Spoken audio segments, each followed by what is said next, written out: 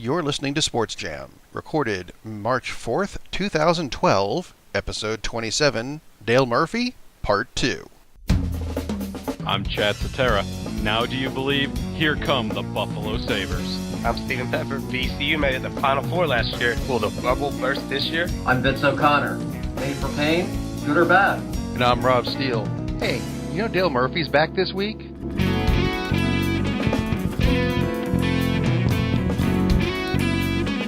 With Selection Sunday now only days away, it is almost certain the following teams will be playing in the 68-team NCAA tournament. Duke, North Carolina, Florida State, Syracuse. Marquette, Georgetown, Louisville, Notre Dame. Michigan State, Ohio State, Michigan, Indiana. Wisconsin, Purdue, Kansas, Baylor. Missouri, Iowa State, Kansas State, Kentucky. Florida, Vanderbilt, UNLV, San Diego State, New Mexico, Temple, Wichita State, Gonzaga, Creighton, Murray State, St. Mary's, Harvard. As for the remaining spots in the tournament, that sounds like a good opportunity for another Sports Jam game show.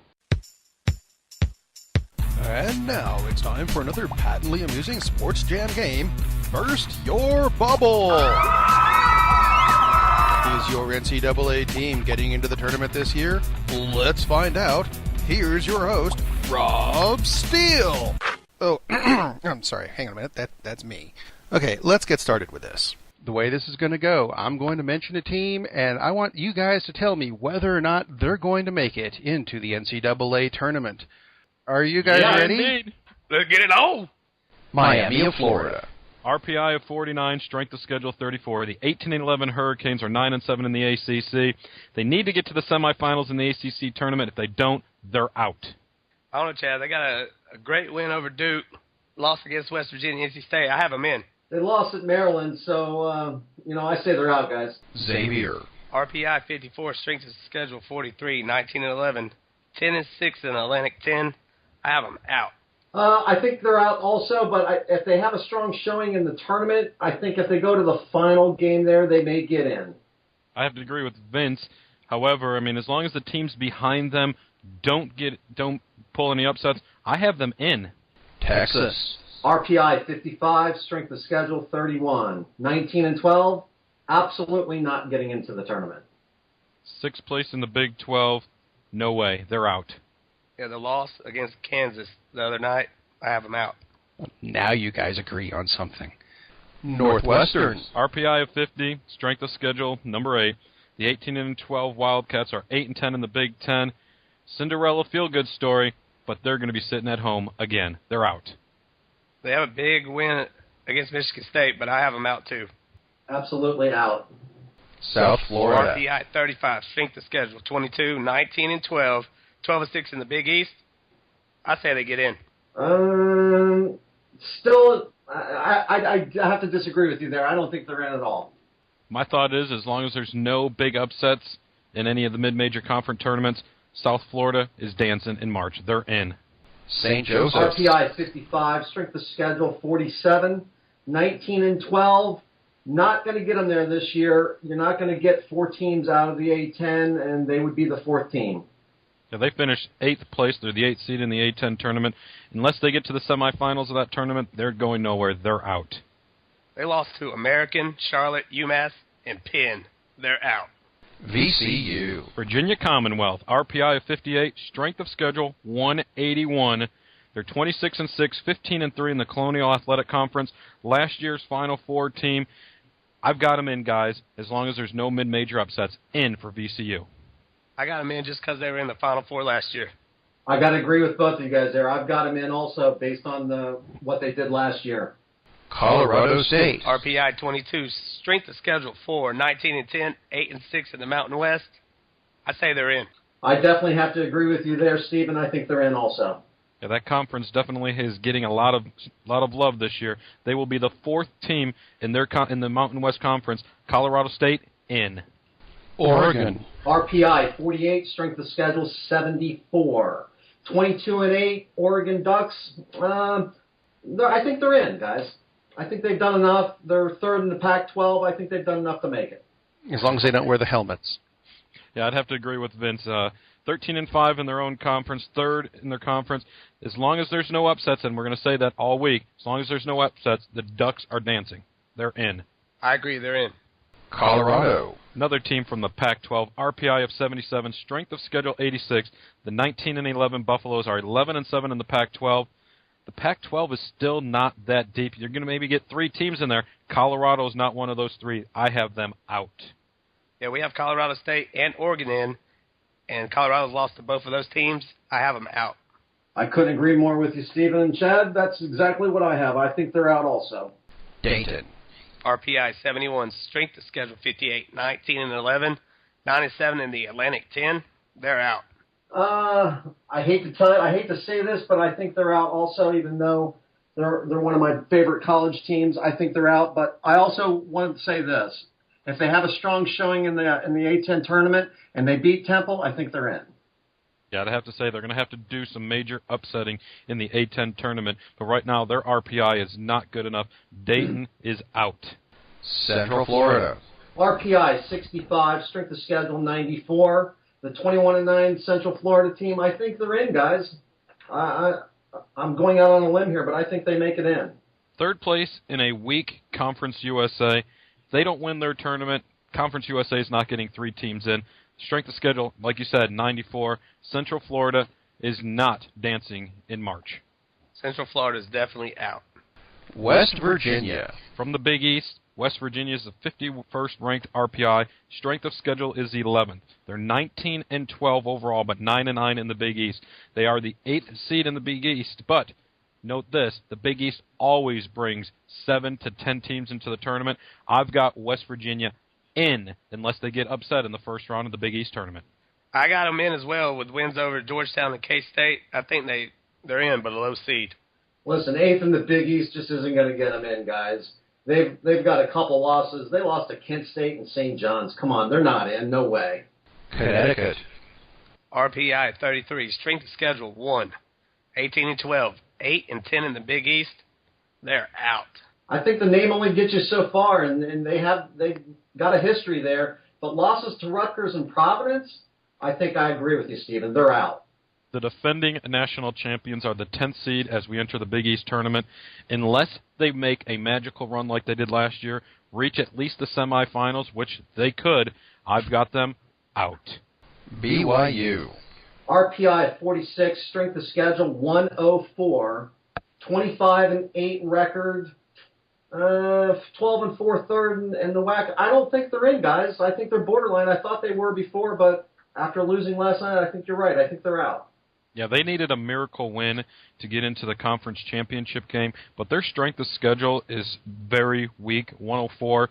RPI is in the top 50, which usually says they got a good chance, but, BYU, I have them on the outside looking in. They are out. They got wins over Oregon and Gonzaga. I say they squeak in. Mississippi State.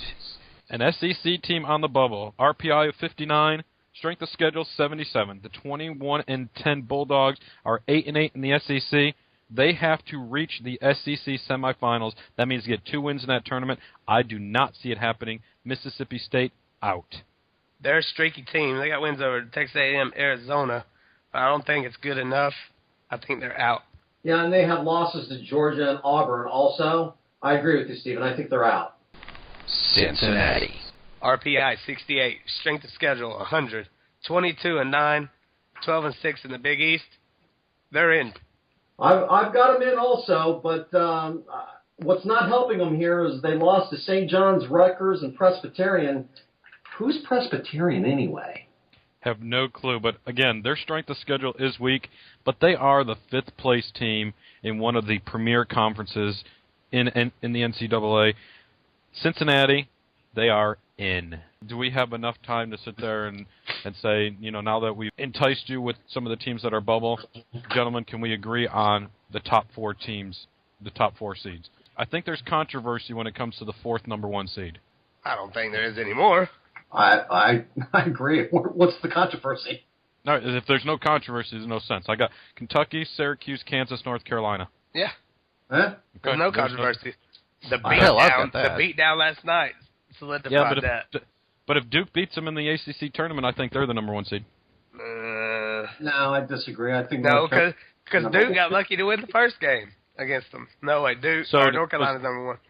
Does Missouri sneak into that number 1 seed if North Carolina gets beat in the ACC tournament before the finals? No. No way. No way.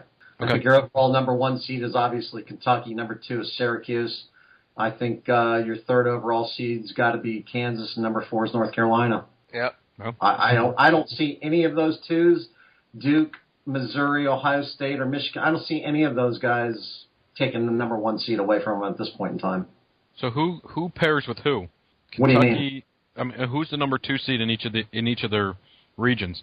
Who does Well, Kentucky not get? confirmed yet, but I would say the number 2, Missouri, is going to probably go up against Kentucky, Duke, and Syracuse. Yep, Kansas Ohio. and Michigan State and Ohio State and North Carolina. that'd be interesting. I got the Duke Syracuse thing. I was almost thinking Missouri would sneak in there with North Carolina, just because they're the best number 2 seed. I agree with that. I mean, they're a close number 1, but they're the best number 2. If they win the Big 12 tournament and beat Kansas, I think they get it. If North Carolina loses. No. That'd be no way. What do you mean? Kansas and Missouri be number 1 seeds? Yep. No way. If North Carolina loses in the ACC tournament, I think that happens. If North Carolina loses, win. In the semifinals. They would have to lose to Florida State or They had to lose Presbyterian. Presbyterian. or Austin Pay. Presbyterian. Well, gentlemen, as much fun as we've had bubble bursting, we do have something else to get to on this week's show, part 2 of the Dale Murphy interview. It's time for baseball news with Extra Innings. Back to the spring training stuff, because I know you still have ties with the Braves. Wanted to ask you if Jason Hayward had something of an off year last year. Do you think he's actually going to come back and live up to all the expectations that were placed on him, I guess, when he was a rookie? Well, I think so. I think he's going to bounce back.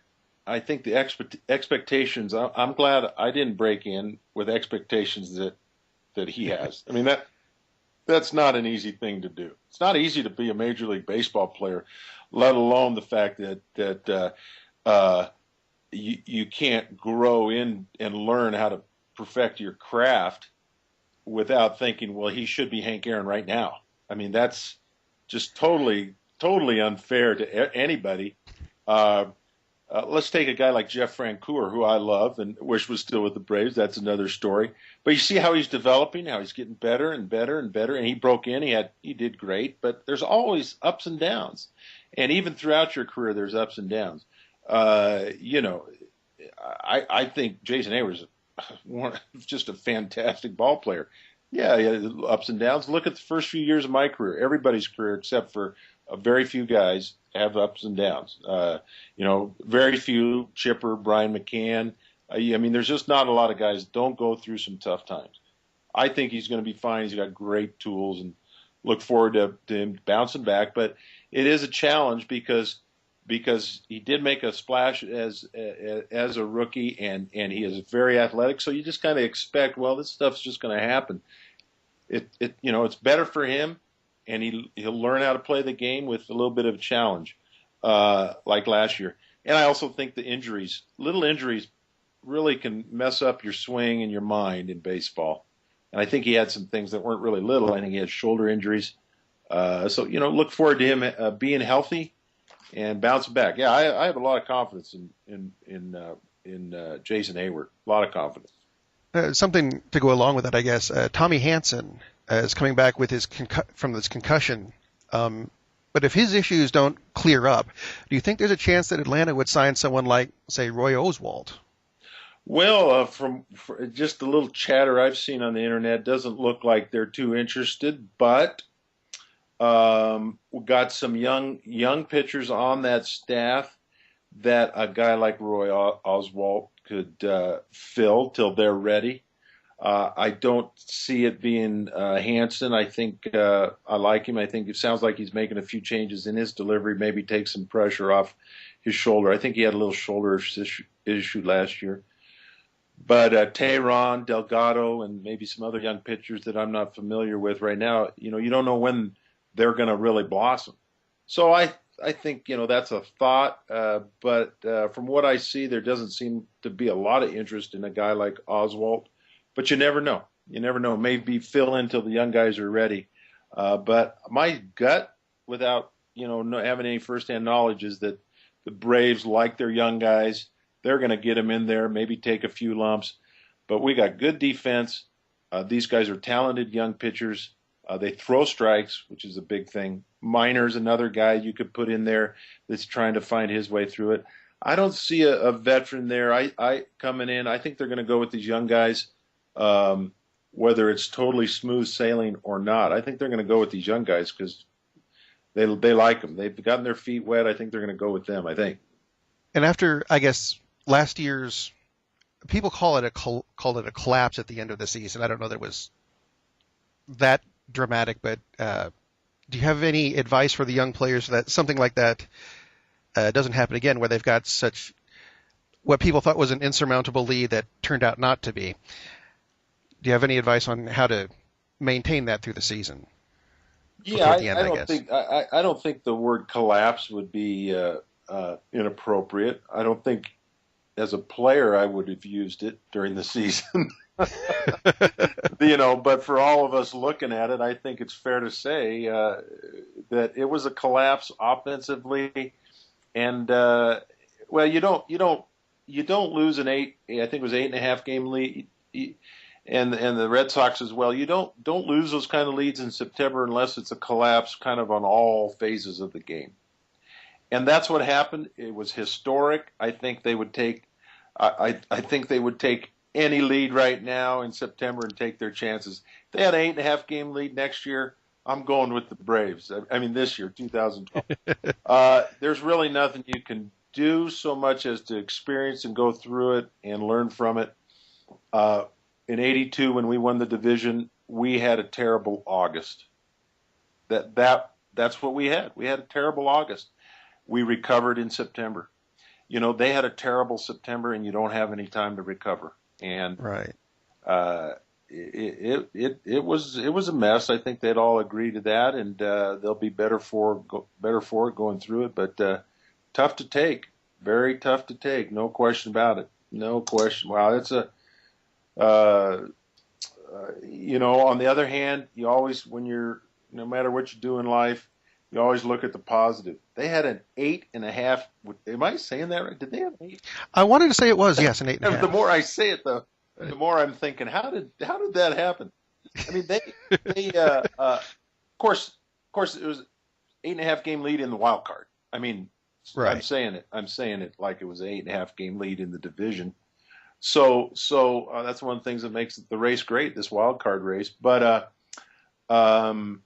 it's just it was an incredible thing. What I was going to say was, what's the positive from it? They had an 8.5 game lead in September. I mean, they're a good team. They're a good team. Yes. You can't tell me the Red Sox aren't a good team. Did they have a collapse last year? Yeah, they did. But that's a good team. This is a good team. It was historic. I mean, that just doesn't happen that often. It's a good team the Braves are putting out. Made for some great watching at the end of the season. Oh man, that was crazy. Edge of their seats and everything. The craziest stuff, and that's one good thing about the wild card. It's really created a lot of good races. It helped create races. What do you think about them adding another wild card team? Whether it's probably not this year, I think, but next year. Is it next year? Yeah. I think it's a bit late to put it in this year. Yeah, I think you're right. I think it's 2013. I like it. I mean, who doesn't like giving more teams a chance, as long as we don't end up giving way too many teams chances. I mean, you gotta, but I like it. I think they're talking about a play-in game or a 2 out of 3 or something, another wild card game. I mean, it's hard not to like your city having a chance to your team having a chance to get in. So I think it'll be good. I don't see any issues with it so far. And I wanted to ask this, and I know this could be a touchy subject, and I apologize for that, but are you as frustrated with the Hall of Fame voting as I am? Because I expected you to be in by now, and every year it comes out, and I go, where is he? He's not. Why is he not on the list? I don't understand. Yeah, that. Well, frustration. Frustration would be two things. One, you have 60, 65%, and you can't get into the 75%. I mean, there's people that have gotten 70% or so, or 68 and didn't get in. To me, that would be very frustrating. I mean, I don't know. I would be just like, hey, what do I need? Like 8 more votes or something to get me in the Hall of Fame. And some people have been closer to 75% and not make it. My percentage is very low, so I would say I'm not so much. I'm a little frustrated or a little surprised, I guess, that it's so low. I mean, I think I might have gotten into 20% maybe early on in my eligibility, but I've been 15% or lower. So with all the people that I do have that's been supportive, I guess that's one thing I would say is I thought I would have more support among the voters. People are very optimistic about possibility of Veterans Committee, and we'll see. That would be fun. So, I'll say I'm optimistic about those chances there. Obviously I'm not optimistic about my last year, next year, being voted in. It would be totally unprecedented. So, is it already? It can't be that far, is it? Yes, my eligibility years. I think next year's my last year. Really? Yeah. What? Oh, I think. Wow, miscalculated that. I think that's right. But then there's other options with the Veterans Committee. So we'll see. I mean, I think there's a place in there for me, but where it is or when it is, we'll see. I think it's got to happen someday because I remember watching you and you were just trying to figure out how to phrase this. You were everywhere on, defensively, offensively. Well, thank you. I appreciate that. I have some people that are, very supportive, and I think I have some comparable players that are in there that my numbers are comparable to. So we'll see. We'll see. Mr. Murphy, I appreciate you being on our show this week. Hopefully we can have you back sometime soon. Well, I enjoyed it. Thank you very much, and I appreciate it. Give me a call anytime. All right. But that's not the end of the show. We're headed for overtime. The 2012 Lowe's Senior Class Award, recognizing a senior athlete in each major sport for not only being an athlete but also for their community classroom character, will be awarded for the fall sports in April. In hockey, senior forward Paul Weisgarber of Air Force leads the fan voting, which counts 1/3 of the total vote. Weisgarber carries a 3.5 GPA in his major of management. He has been on the superintendent's list for excellence in academics, military, and physical fitness every semester, and has been a Juvenile Diabetes Research Foundation Walk for the Cure and Gala volunteer for the past 4 years. All this while not missing a game at the Air Force Academy. If you care to learn more about Paul Weisgarber and the other candidates, visit www.seniorclassaward.com to vote on the athlete that excels as a quality person. The Pittsburgh Steelers have decided to release Hines Ward after 14 seasons with the team. Ward, who turns 36 next week, has already lost a step and really should consider hanging his cleats up after an illustrious career that saw him win 2 Super Bowl rings. Hines, don't be like so many before you. Do the classy thing and retire a Pittsburgh Steeler. Got a question for you. Have you ever heard of a man named Darryl Bailey? Some people know him as Clipper Darryl. Yes, this superfan has supported the Los Angeles Clippers. Yeah, I said that right. He supported the Los Angeles Clippers for years, wearing what some would consider a garish red and blue suit to every game as he cheered on his team. And now the team has recognized him with a lawsuit. Now that the team is no longer the laughingstock of the NBA, they would like him to disassociate himself with the team because they don't want him to make money off of his gimmick. Most people wouldn't actually take being a fan of a crap team as being a gimmick, but LA lawyers, what you gonna do? In words of play-by-play announcer Rick Jenneret, here come the Buffalo Sabres. Led by Olympic MVP goaltender Ryan Miller, the Buffalo Sabres are storming back into the NHL playoff race.